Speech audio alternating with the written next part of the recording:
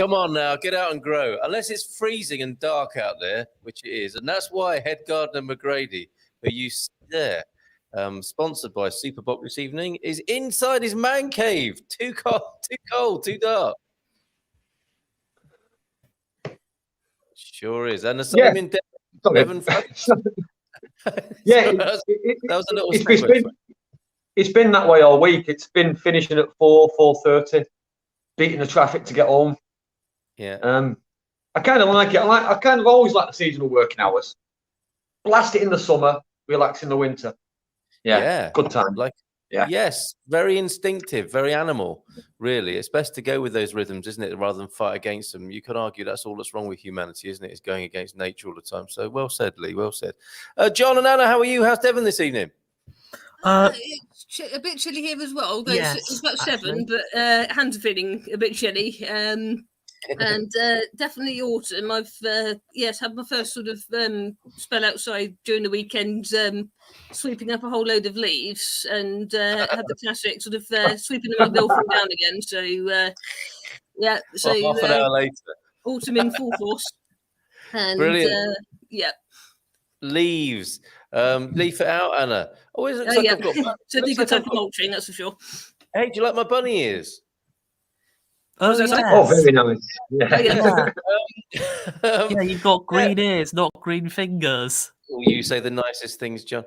We could talk about autumn, couldn't we? And leaf litter.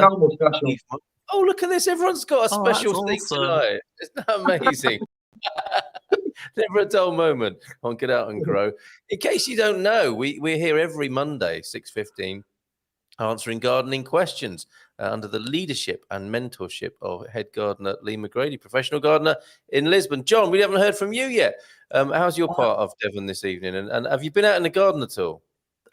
I had a bit of a quiet weekend on that front, but did have a nice walk out at Turf Locks near sort of Tidmouth, Dawlish, sort of between Dawlish and Exeter. Very nice. Yeah, so that was very nice. And I tried to keep fit, obviously. Starting a bit of a couch to 5K challenge as well. Started that over the weekend, which is good. Because, of course, obviously it won't work for everyone, but it's a good way to keep fit. And, of course, that kind of relates to gardening, because gardening is a good way to keep fit, but you also need to try and keep as fit as you possibly can for gardening. So I might actually post something about that in the group maybe tomorrow now, because obviously got to concentrate on this, but 5K of what? Are you going jogging or running or walking? What does the 5K consist of? What it is, it's basically be able to run 5K within a given amount of time, and you start off doing bursts of sort of brisk walking and then bursts of running. So it's a minute and a half of brisk walking and then a minute of running, but it's multiple times. So I think it's like 7 times of each or something. So we'll go around like the lanes and roads and Abbott's, sort of around Abbott's Curswell where I live, because you can find some of them are busy, but there's others that aren't too bad. So if you try and pick your time quite well, because obviously there's people picking up from school, and there's a industrial estate in Abbott's Curswell. Bizarre, isn't it? Industrial estate in a village, but anyway. So obviously you have to try and think, okay, when is everyone going to be knocking off from there, and try and avoid that time, because that's pretty horrendous, to be honest, because there are some boy racers who work there as well, because there's a couple of garages up there. One of which once actually didn't fix the brakes properly on my mum's car and pretty much left us with no brake fluid. No! Luckily, we discovered this because we were going to see my gran who lives in North Devon, but this was many, many years ago. Many years, I was about 5 or something, but of course, to North Devon, from where I live, you have to go down Telegraph Hill, so that could have been a bit of a disaster. You need breaks, don't you, for that particular chili? Yeah. For sure. But Okay, I'm going completely on a tangent now, so I probably Ronnie should get back to very Ronnie Corbett. Focus on. No, well, good luck with that. And I think you're doing a bit of fartlek there, John. The intermittent, high-intensity interval training business going on there. Look it up. Why is Lee shaking his head? It's actually called fartlek. That style of exercise. There's only two reasons to run: the police and big dogs.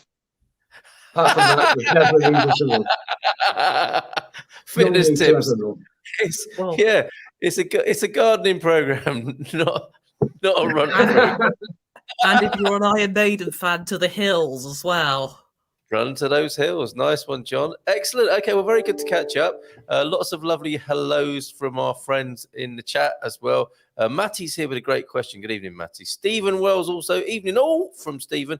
He's going to be on the Man Chat, on Chewing the Fat Man Chat on Thursday. Got a little bit of a panel of, because he was pretty profound, I hear, in the man cave talking about Movember. So we're going to have a chat about that on Thursday morning. Stephen joining us live on the show. Fantastic. Paul Louise Lottie. Louise is here. Boa tarde a todos. Louise here this chilly evening. Yeah, it is a bit, isn't it? And again in Belfast, chillier, and there's a whole spectrum here. So chilly in Portugal, chillier in Belfast. Good evening to you, Deagle, who thinks that Lee's a kind of gardening Chippendale, I think, as well. And then chillier still, we've got Marty Bondia from Anchorage, -21. You think you're cold in Devon or Portugal? Yeah, why would you do that? Why would you do that, Marty? Brrr, I have gardening questions. I bet you do. How do we unfreeze my hose pipe? For one. Carl, it's cold once you go outside, and you can see your breath all day in Belfast. You could see it when outside in the garden. The kids love it, don't they?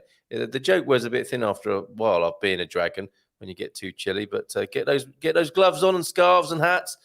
The olive harvest for Louise almost finished, and the Lagarde book for Saturday. That's a mill, in case you don't know. So the olive harvesting needs to be done by Saturday, when they will be pressed and olive oil will be made. Olive harvesting is hard, tiring work. It certainly is, isn't it? And Pete's here as well, answering a question already that Matty put in the comments earlier on.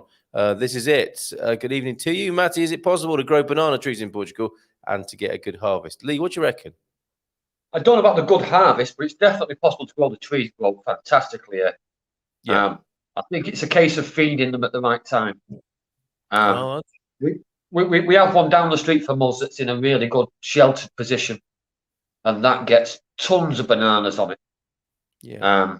But one of my customers who's a bit more exposed, and the plant is in a container, they get a poor crop. Up until last year when I started to feed it, and the crop's got a little better this year, but it's still a container plant, so it's difficult. So I think it's choosing the right spot for it, making sure it's got plenty of space for the roots, and then feeding it at the right time to get it to full fruit. Start the fruit early so it matures before the frost. Okay, what do you feed a banana tree? I'm not really sure, to be honest. There's I don't know what's in. I know what it is. I just don't know what's in the mix. There's a specific mix that you can buy for the banana trees, and I think it's the same for the pineapples. I think it's the same mix that you can use for pineapples as well. And it's over the counter stuff, so there's no problem getting it. But and I think the feeding time starts around. I think it starts around August. That's when I started feeding the customers this year. Okay. Can you see that John's obviously got a banana joke because he's grinning away? He's moving to the screen. Can't unmute yourself, John. To be honest, I don't. I was just listening because it's quite interesting. Okay. Yeah. All right. John, wouldn't you say that growing bananas is quite appealing? Hi, Matty. Bananas are fascinating. That sounds like a punk band or a new wave band from the 80s, doesn't it? The fascinating bananas. They are herbs, and you have to leave room for them in your fields as they move. What? I'll be interested what Lee thinks. I know they grow them in Almeria in Spain. So they move, do they? It's like a triffid. Or do they just spread out? Like I said, I don't know about the moving, but I know they spread. They send shoots up from the root systems. They're quite easy to propagate off. But I think it's quite difficult to get a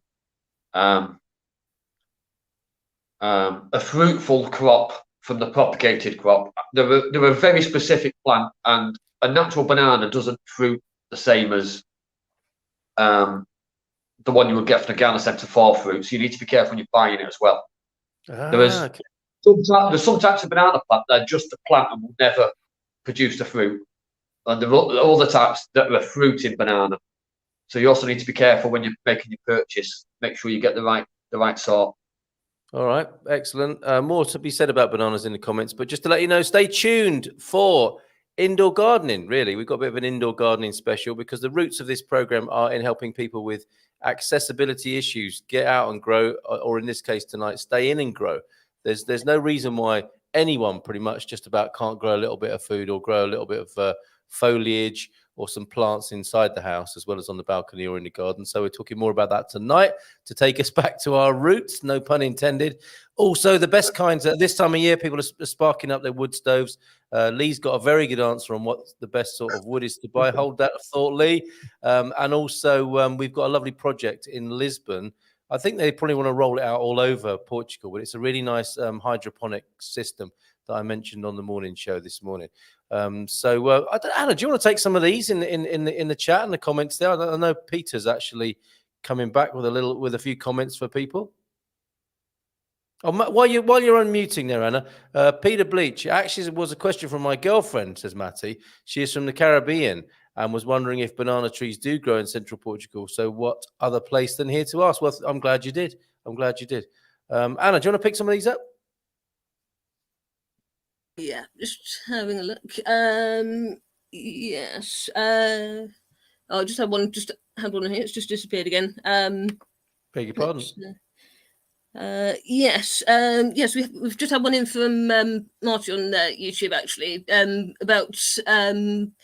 About terrace gardening and wondering if it's the only option. As looking at the question is looking at a property that's up in the hills. Home is great, but the land is about six.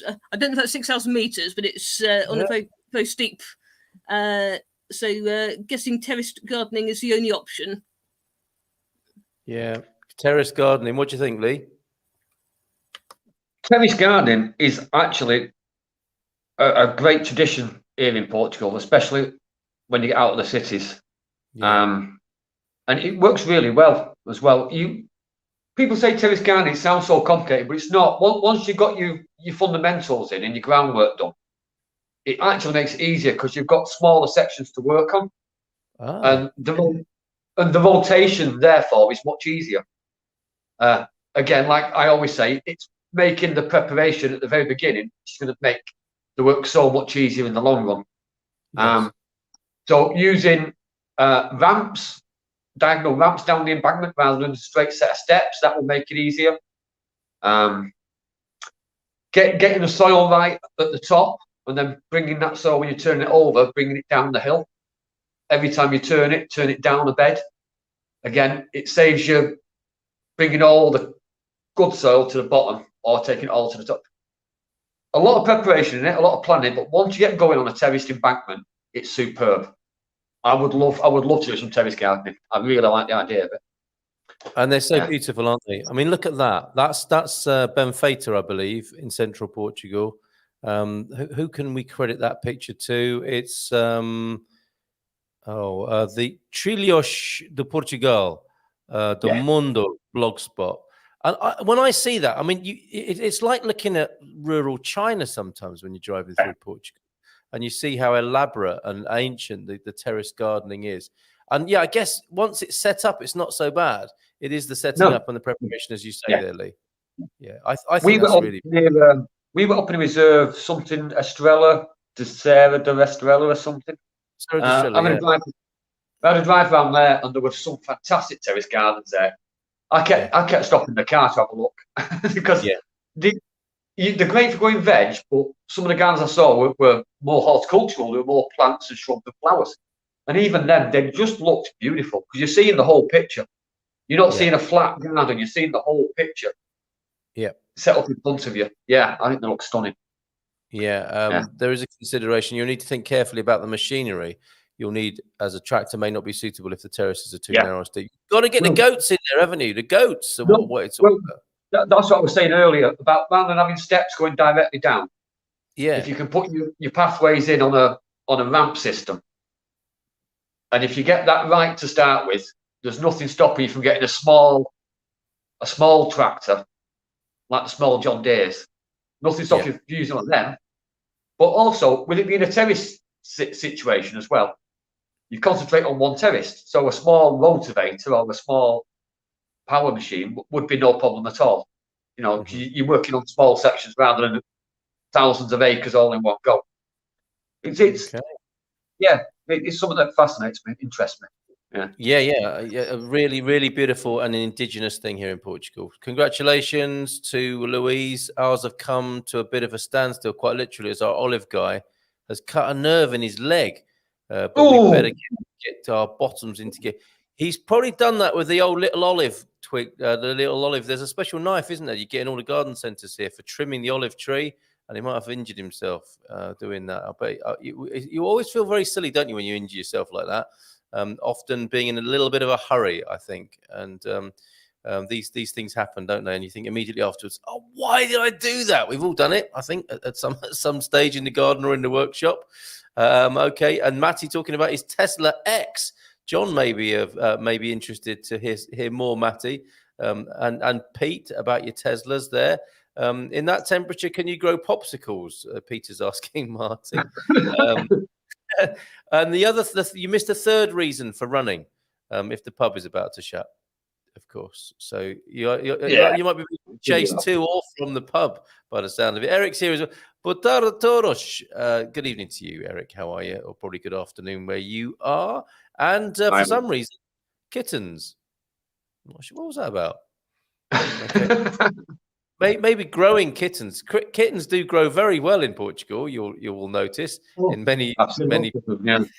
Yes, they're all over the place. They really are. And what else have we got? Oh, look at this! A bit of a warning here about bananas. They're radioactive, you know. One medium banana gives out 0.1 of a microsievert. Worth knowing, but don't worry, says Tom. You would need to eat about 10 million bananas before radiation sickness kicks in. But you'd have a very clean bowel after that lot, I suspect, with all that fiber as well, wouldn't you? Swings and roundabouts. Eric, terrace gardening is great if you ask me. Each terrace is like its own swale. And there is that, isn't there? There's the irrigation aspect of terrace gardening, terrace growing as well. It's also in the maintenance. Joseph's farm, that wonderful man, Joseph Marsh, his farm, the gentleman gardener of Fundau. His farm is terraced and the sheep play havoc with the walls and fencing. Small tractors are great, he says. And look at this. We've got to meet up, you lot. Marty, God bless you. Look at this, a $20 super chat in. That's a drink for us. Thanks so much for the information. I'd buy you all a coffee if I were in Portugal. But for now, this is the best I could do. I'm flying from Alaska to Portugal this weekend. Woohoo! Got to find out a way to divvy that up, chaps. Here. And a top tip for Lee from Peter Rich. Thank you so much, Marty. Yanmar, yes, thank you very much. Great. Yanmar make great little cheap tractors. They also have make the motors for Kubota. Me and Joseph both have Yanmars, and they are fab, reliable motors and cheaper than the old John Deere. All John Deere's yads have to be serviced by their own shops, which makes them blooming expensive to keep. So there you go. Lots of nice intel.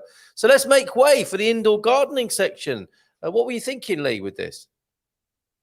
Well, it was just going back to something that Anna said the other day, and with the time of year, with the light dropping, and people not finding themselves having much time outdoors, I thought we could touch on the new things in indoor gardening, or going back to like the basics of indoor gardening, just to get people still interested and working over the winter.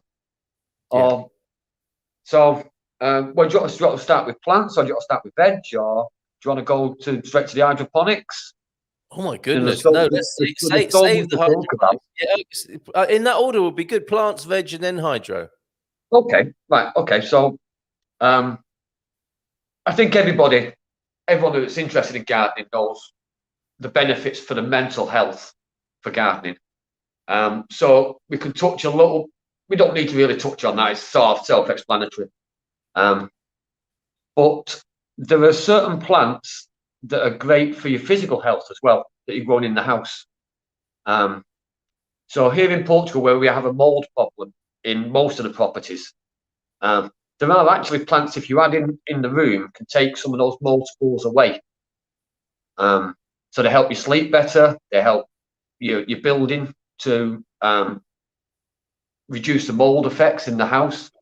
Ooh. So looking at stuff like the spider plants, the ZZs, the mother tongues, they're all soft-leafed plants, and they absorb a lot of the mold spores that are in the air. So if you've got asthma or eczema this time of year, which I suffer from, they're a great physical benefit. And also, it's for people with disabilities where they can't move around a lot. Having a house plant that's small enough to lift onto the table and maintain yourself, it's the benefits are fantastic. And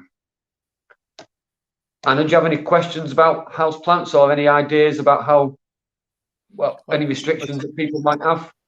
John's gone to get one, I think. I was just trying to think.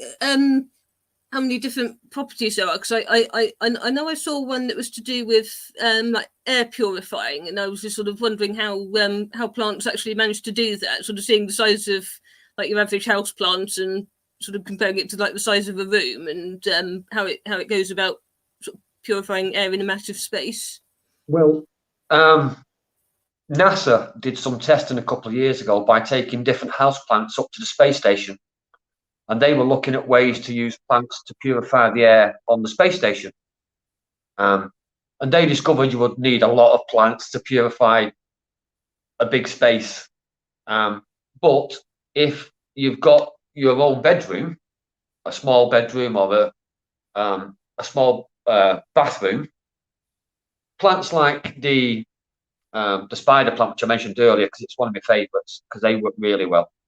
They're great as an air purification plant, and they also divide quickly, so you can multiply your own collection really quickly. So by buying one for sort of £3 or £4, by the end of your second or third season, you've got 20 of them, and they're really easy to divide. You just snip off. You send little runners out like strawberries do. You just snip them off, put them in a little bit of water for 4 to 6 weeks. They'll send out their own roots, then you can pot them on. I have 3 in the apartment here, and I think they're brilliant. But the one I would recommend is called a whale fin, and it's a big leaf. It just looks like a leaf sticking out the pot. Very plain, very bland, but it's a beautiful green leaf. I think we're finding a picture here, are we? What have you gone for there? These are spider plants, and you said a whale fin. Yeah. The other one's a whale fin. I think everyone knows what the spider plants look like. The great thing about spider plants, going back to that, is a variegated leaf. So they do really well in the shade. So they don't need to be direct sunshine. They can be around a corner or in a doorway where they need very little light to really prosper. But the whale fin it's a large leaf, and they take in all the bad air during the day, and at night put out all the oxygen. So if you've got them in your bedroom, they're meant to be really good to help you sleep and help you settle. And it's working away all night long. So 2 or 3 of those in a bedroom would be fantastic. All right, we're just going to pictures of those right now. So the whale fin, there it is, nearly. Hold on. They weren't really available widely up until the last sort of 5 or 6 years. But with COVID coming in, the Dutch manufacturers of plants, the Dutch and Swedish manufacturers, have been putting out so much more house plants, so many more varieties at such a reasonable price as well, which is why you're seeing them in Aldi and Lidl now at great prices. Okay. Looks like a Pope's hat as well, doesn't it? Yeah, beautiful. It's a beautiful plant. It's very. I think it's very undervalued. as a house plant. I really do like them. Yeah. And if you look after it properly, they can get quite big. Yeah. Yeah. Yeah. Nice one. Okay, great suggestion. I think that was good. Yeah. And I'm trying to think of the name of the other one that I was about to suggest. Oh, the Peacock Plant, which is it's a variegated leaf in like a tribal spear shape. So if you imagine a Zulu spear shape, they're phenomenal as well for air purification plants, and they have a great habit of dropping and then lifting again during the day. The leaves are constantly moving. They're great. You can, if you sit in the front room watching a movie, you look at it 1 minute, look back, look in, and the leaves are in a different position. It's quite bizarre. Yeah. But they're great air purification plants. Got another visual on that. What a lovely selection you've brought to our attention there. They're beautiful, and the fact that it moves like that is pretty special too. Great stuff. Well, I've got maybe 30 houseplants in the apartment here of maybe 15 or 16 different varieties, and they've always been the mainstay of my collections because they're easy to look after, they're easy to propagate, and they all kind of have to serve a purpose for me to have them in the house. Yeah. Although I've just got the first orchid, we've just had the first orchid in the house. I've never had one before. No, I've been a gardener all these years and I've never owned an orchid before. But we've just purchased our first orchid as well. Oh, lovely. They're hard to resist, though, aren't they? When you see them on a cheapie in Aldi or Lidl, I'm thinking it's not going to look like that for long when it gets back to my place. It wasn't my choice. We were in the garden centre on Sunday. I was pricing up for a customer, and my fiance decided she wanted one, so we went and had a look. I went and had a look through the selection. I was being a bit picky with it, but I think we found a nice one. It's, a nice pink and white stripe one. Yeah. You must be a nightmare to go to the garden centre with. Oh, I am. Yeah. I've been told it on many occasions. Yeah. Yeah. It's Well, how about this? Oh, no, you don't want to get one of those. No, you can do that differerly. Yeah. I can imagine what it's like going to the garden centre with you. I don't really talk to other customers, although if people, because I'm in my uniform quite a lot as well, because I'm in my work gear quite a lot. People, I think, sometimes presume I work there. And on the other occasion, I have give people recommendations and show them better. And taking the euros off them as well. Very good. Yeah. Well, no, talking about spending too much money. That's I see. Okay. That's my trick in the garden centre. Don't get that big one. Get a small one. Watch it grow. Wow. Yes. Can you leave the store, please, sir? You're bad for business. Okay, so that's plants then. Are we moving on to what fruit and veg you can possibly grow inside? Yeah, it's great. Going back to what you were saying earlier about mass production of veg in industrial buildings, it's not a new thing. It's really not. It's been going on for years on a small scale. But with the LED lights and the lighting systems getting cheaper and lighter and cheaper to run, more and more people are getting into hydroponics in their own kitchens. Yeah. And something Anna mentioned during the week got me thinking about it. If you had trouble with accessibility into a garden, so maybe you're wheelchair bound and you've not got the space to get out, or you've not got the ability to get out, hydroponic systems for very little money now can be set up in your own house, and you can grow pretty much everything. Everything you can grow in the field, you can pretty much grow in the house to a degree. I mean, you're not going to grow corn, but you can grow everything from strawberries to carrots, lettuce. They can all be grown hydroponically, and it's just as safe, if not safer, than growing in the ground. There are actually probably less chemicals going into a hydroponic system now than there are going into the average farmer's field. So that's an interesting thought. Well, because you've got to fertilize, haven't you? You've got to add some sort. I mean, we've tried it, all sorts of systems at home, and that's always been a reservation for me. Is that you have to buy a kind of pot of special fertilizer that you put into the mix. But you can start making that yourself, can't you? You can make a feed yourself at home. Well, you can make a potato peel feed, which is really good. And all that is when you peel your potatoes, leave it to soak in water for a couple of days. And that is great to go into the hydroponic system. You filter out the peel and just put the water in. We got John.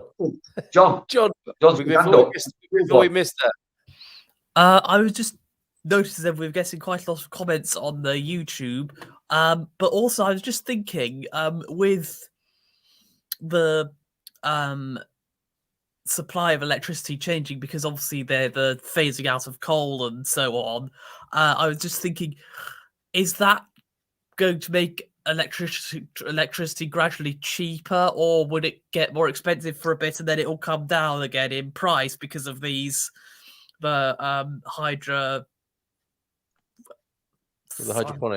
hydroponic lights? I was going to say hydrochloric then. I know that's not right.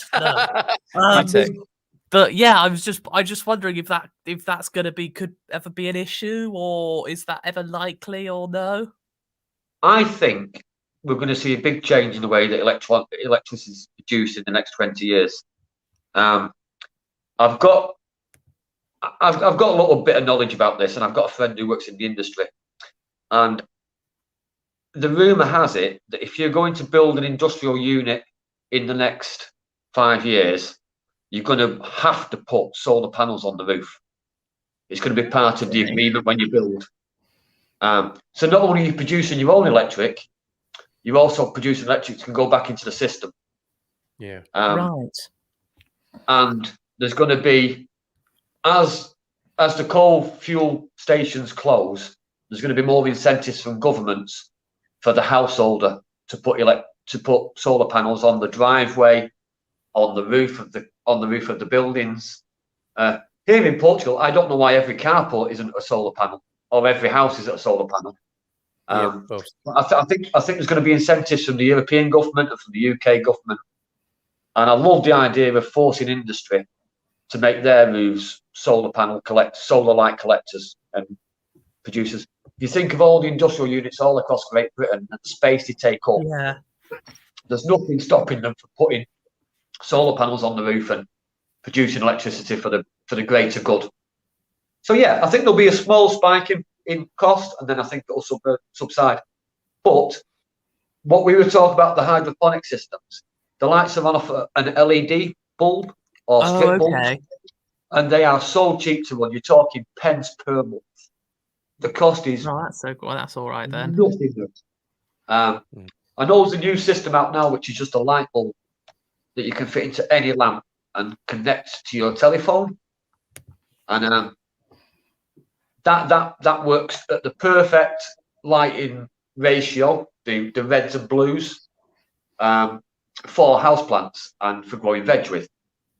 And if you believe what the manufacturers say, it's something like 6 pence a month to run it for 12 hours a day, which is it's like ringing your doorbell every day, and it's nothingness. Yeah. So yeah, I think the electricity cost isn't going to be a problem. Yeah, the companies themselves aren't going to bring their prices down. Those greedy rascals are going to keep going as much as they can. But I think these sorts of changes could be pretty helpful. I think we owe a lot of it to turning, unfortunately. We owe a lot of it to the illegal grow of marijuana in the UK as well, and in America. A lot of the innovation has come through people growing their own marijuana in the homes, and that's really pushed the technology, which now makes it affordable to grow lettuce, which I think is absolutely hilarious. But there's also, I saw last week, a little terrarium system for your kitchen, which is also, it's like a mini greenhouse that you can put in your kitchen. It has a strip of LEDs in the top, and that can actually be connected to a small solar panel that goes outside. So you put the solar panel on your kitchen window ledge, your terrarium's inside the house, the light from the sun kicks your LED lights into action, and your herbs go inside the terrarium. And that was something like £50, but it had a 3-year guarantee or a 5-year guarantee. So it's a win-win, you know. Yeah. It looked nice. It did the job of keeping your herbs going all the summer, and it was powered by the sun. You know, there's lots of options. If you wanted to grow veg indoors and you had issues with getting out and about, there's some great videos online directly aimed at people with accessibility issues, and they're just amazing. I think it's the way it's the future of farming. It's got to be. Well, let us take a deeper dive into that, because we've got a few questions and comments. So we'll come back to this. You know, I think let's consider this a part one, and we'll come back to a part two, and maybe profile a few pictures and maybe even get someone on who's doing that at home, which is fantastic. And I think you're right. I mean, the technology's changed so much with some of the lighting we've bought for vegetables. And it is, you go into these shops and you say to the guys in the shops, yeah, we're trying to grow herbs and stuff at home. And they go, like, yeah, whatever. We don't care. You grow what you like. And the first lighting rig we invested in was something that when you turned it on, it had a ballast. So you switched it on, and then the rest of the lights in the house dimmed briefly, and that was a real nightmare. When that, and then it didn't last very long either. I think because of the humidity or whatever, we lost it very quickly. And we went back and we bought a lamp, an LED based lamp with a convex lens on it, all in one. Just the cable comes off it. Beautiful little bits of engineering sold with it, so you can suspend it above your growing. And this thing was looking like it was, like you say, was going to be pence per month. Really beautiful, and it didn't burn hot or anything like that. It was really good. The technology's changed a lot, hasn't it, in these last few years? Yeah. That's the other great thing with the LED lights compared to the old lighting systems. When your tomato plants used to get to the light bulb of the old lighting systems, if it got too high, it would burn the upper leaves. The LED lights, they have no heat off them, so you can touch them with your bare hands. You know, it doesn't. There's no danger with it. I actually know a guy. We might be able to get him on. He is the owner of a company that sells these lighting systems, and he was telling me some of the most, I think, is what you were saying before, Lee. You can buy a kit that's got everything in it, and it's even got an app with it. And these things have got cameras inside them. You zip them up with a light inside and whatever crop you're growing, and you can look at it on your phone. And then you can alter whether it wants the feed. It's just amazing, the technology. I think because of the technology that's become available to some real nerds and geeks in this area, they've run with it, haven't they? Yeah, they've gone crazy with it. And I've seen whole systems where the water is automatic, the feed is automatic, the lighting's automatic. You know, the air purification that pumps out the bad air and brings in the good air, that can be automatic setup, which you don't need for veg. You only need that for marijuana. But it's what's pushed the industry on and made it so much more affordable. Yeah, incredible. All right. So Marty was saying, after hearing this morning's show, started looking at articles on vertical gardening. There's an outfit here in the US that is selling strawberries for $50 for 8 strawberries. Not a typo. They are stimulating conditions in the Japanese Alps. Oh, simulating, I beg your pardon. Oh, I see. So they're growing a Japanese alpine strawberry.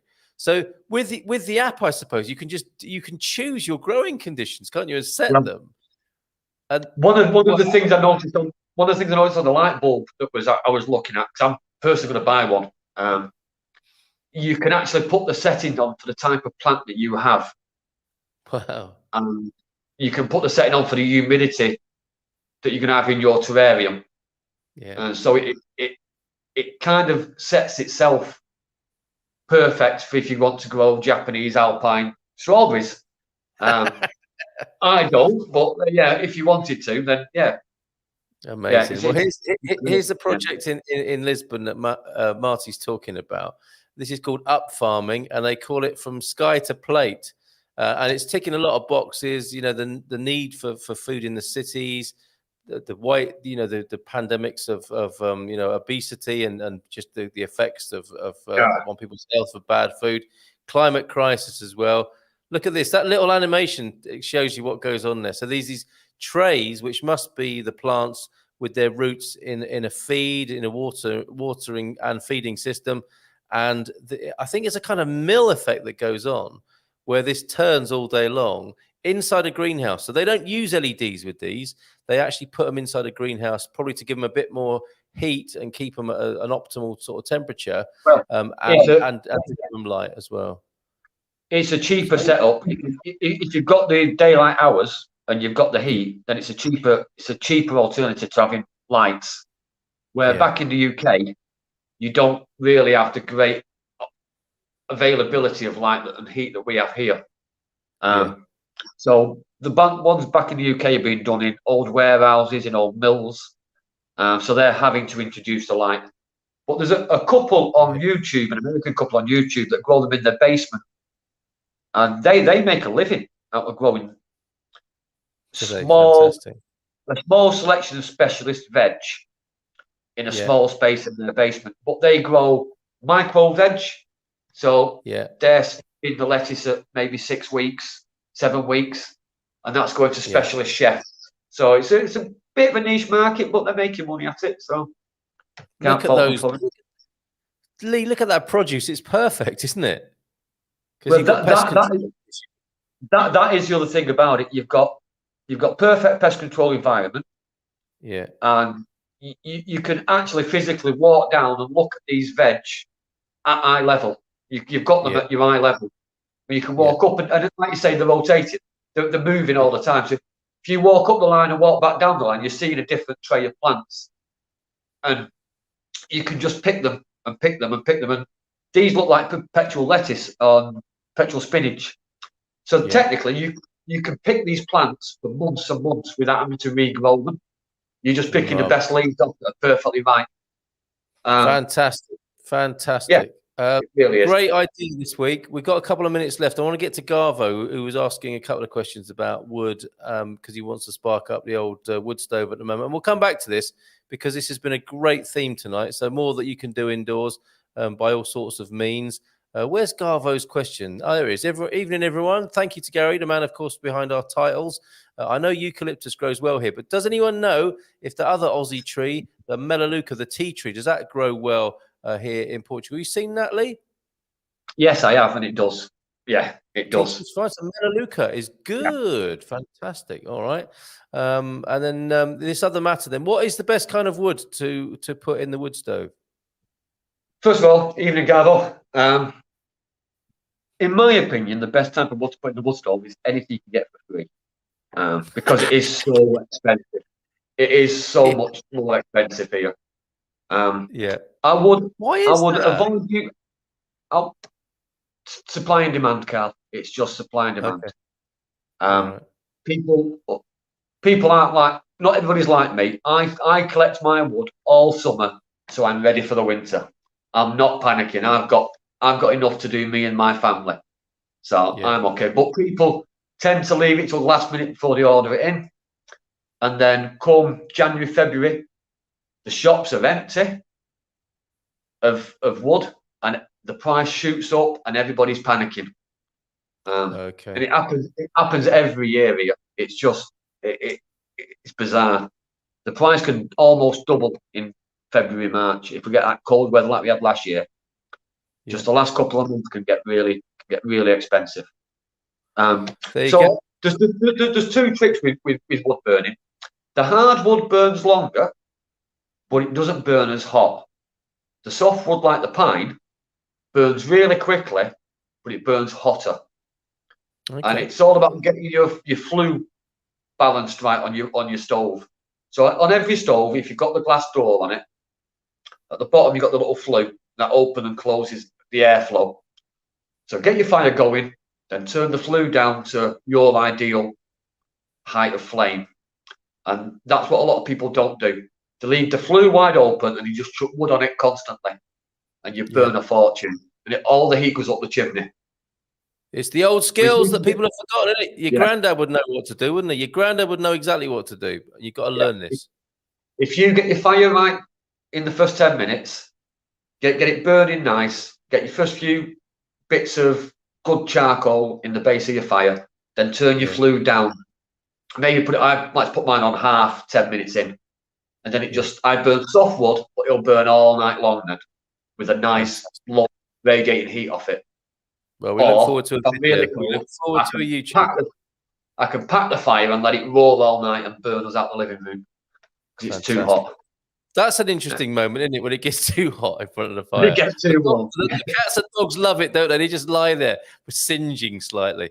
Fantastic job. We look forward to a YouTube video. Thanks, everybody. We've got to go. Lovely comments, lovely interaction. We'll continue this theme next week. But remember, get out and grow. Or now, with the information we've given you tonight, stay in and grow. Bye for now. Ciao, ciao.